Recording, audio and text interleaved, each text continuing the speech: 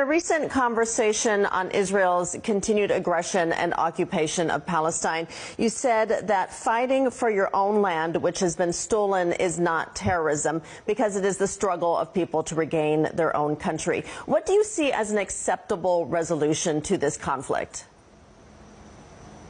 I don't believe in wars and fighting and killing people. I believe in negotiation. Israel and Hamas, or rather the Palestinians, should sit down and negotiate a solution to this problem. It is quite obvious that Israel is doing things against international law, building settlement in other people's land, invading their land, killing their people. Hamas has not been able to talk to Israel, and they resorted to violence. And the Israeli action is that if you kill our people, we will kill more of your people. That is what is happening. We will out-terrorize you. Hamas has been killing civilians, though. How does that fit into the concept of war for their stolen land? And is Hamas really willing to sit down and negotiate? Israelis have been killing Palestinians all this while. They are citizens. They are not soldiers. They go to Jenin, for example, and shoot people. Even today we see reports about them killing civilians.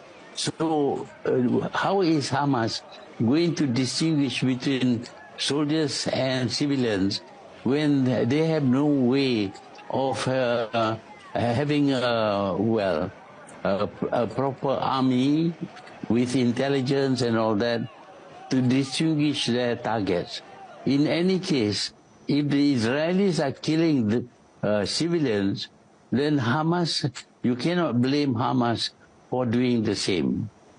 Well, what do you think about Hamas's practice of placing ammunition depots in civilian infrastructure areas, as well as using hostages as human shields? Do you think that these actions by Hamas are justifiable by their liberation struggle? They had to find out ways of avoiding being attacked. And one of the ways, of course, is to hide this thing in places where there are other people.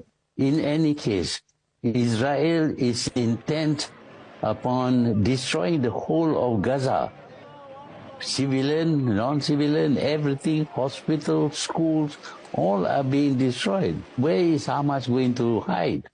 Any place they hide would be attacked by the Israelis, whether they are civilians or hospitals or hotels or schools. Many politicians have pointed to the Israeli blockade of Gaza as the root cause behind its economic underdevelopment. However, Hamas has serious corruption problems and has spent most of its resources preparing for war with Israel rather than improving the lives of local residents. What are your thoughts on that? Hamas is not perfect, but if you look at countries, at governments all over the world, there is corruption. They are not perfect. So don't expect Hamas to be perfect. It's not even a formal government. It is a group of people intent upon regaining their own territories. So there may be corruption, but what is clear is that they have maintained their stand all this while, and they have tried to protect the territories belonging to them, and to try and regain territories that has been occupied by the Israelis. We haven't seen much condemnation from the West towards what Israel is doing in Gaza, certainly not from America and Britain, which are Israel's biggest supporters. We have seen international condemnation from South America and other countries, and yourself included. But will condemnation be enough at this point? What do you think Israel's supporters need to do to compel an end to this conflict? Israel can ignore world opinion. In the United Nations General Assembly, 120 countries asked Israel to stop killing Palestinians. But Israel is not bound by the decision of the General Assembly. They have to follow what is decided by the Security Council. And the Security Council did not support the decision made by the General Assembly. So it is the Security Council which is guilty. And it is guilty because they have these veto powers. Even if one of the veto powers, decide to ignore the decisions made by the General Assembly, that is accepted as their right.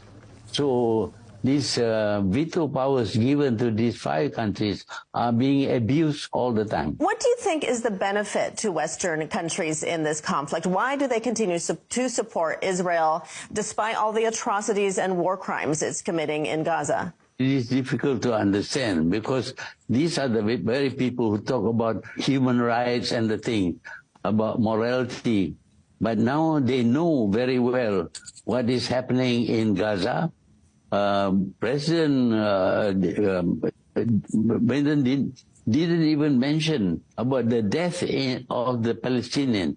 He talked only about Hamas attacking Israel. But Hamas is attacking Israel has resulted in 1,400 people being killed. But now 9,000 people, 9,000 Palestinians have been killed. Why is it that America and Britain ignore this? I think it is because they are the ones who created the state of Israel. And now they want to protect the state that they created out of Palestinian land. What they did is wrong, was wrong.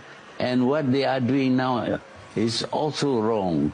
They are supporting atrocities and breaches of international law by the Israelis because they created Israel, and they want to support Israel. You're calling on countries around the world to condemn the U.S. for its support of Israel's actions. It's one thing to condemn Israel, but it's quite another to condemn the U.S. Do you believe that countries would be willing to sacrifice their relationship with America to support Palestine? That is a problem. The thing is that Israel cannot behave the way it is behaving without American support. So basically, it is the U.S.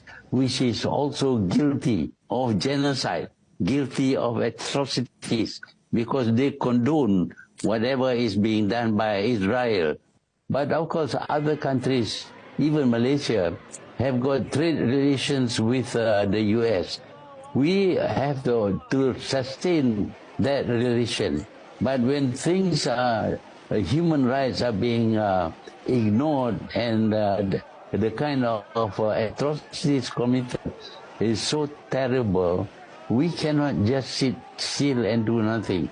We have to express our condemnation of America for supporting Israelis' atrocities against the Palestinians. With Egyptian and Jordanian leaders refusing to accept refugees from Gaza, many are accusing the Arab League of inaction. Where is the Arab unity on the Palestinian issue? Does that no longer exist? There are about 50 countries in the OIC.